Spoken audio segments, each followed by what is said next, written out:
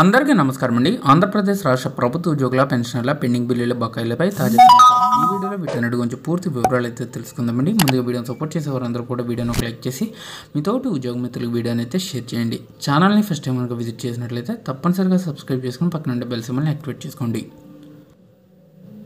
నాడు 2 డిఏలకే విమర్శలు, నేడు అణిచివేత.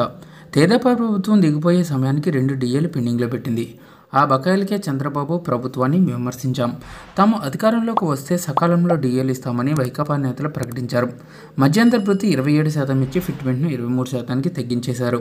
6 నెలలకి ఒకసారి ఇవ్వాల్సిన డిఏ ఇవ్వకుండా తెదేపా ప్రభుత్వం ఇవ్వాల్సిన 2 డిఏ బకాయిలు, ఆ తర్వాత రావాల్సినవి మొత్తం 5 డిఏలు కలిపి 19%, తగ్గించిన హెచ్ఆర్ఏ 4%, కలిపి 23% ఫిట్మెంట్ ఇచ్చినట్లు చూపారు. వాస్తవంగా ఫిట్మెంట్ ఏమీ ఇవ్వలేదు. ఇదో వింత లెక్క. అప్పటి సీఎస్ సమీర్ శర్మ ఆర్థిక శాఖ అధికారులు దీన్ని తీసుకొచ్చారు. ఉద్యోగులకు వ్యతిరేకంగా ప్రభుత్వ ప్రకటనలు.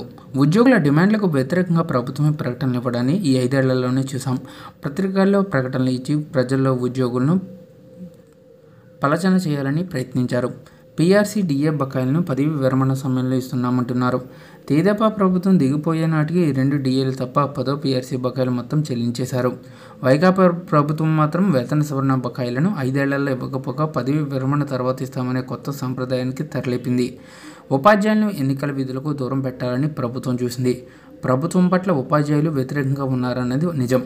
వారితో మరుగుదొడ్ల ఫోటోలు, నాడు నేడు పనులు, మధ్యాహ్న భోజనాల ఫోటోలు తీయడం లాంటి బోధనేతర పనులు చేయించింది. కాంట్రాక్ట్ అవుట్సోర్సింగ్ నియామకాలే సరైనవి కావు. వీరి సమస్యలను మేము ప్రస్తావిస్తే తాము చూసుకుంటామని ప్రభుత్వ పెద్దలు చర్చల సమయంలో చెప్పారు. కానీ వారికి ఎలాంటి ప్రయోజనాలు కల్పించలేదు. ఉద్యోగ సంఘాల గుర్తింపును రాజకీయంగా మార్చేశారు. ఆర్టీసీలో వైఎస్ఆర్ సంఘానికి గుర్తింపునిచ్చారు.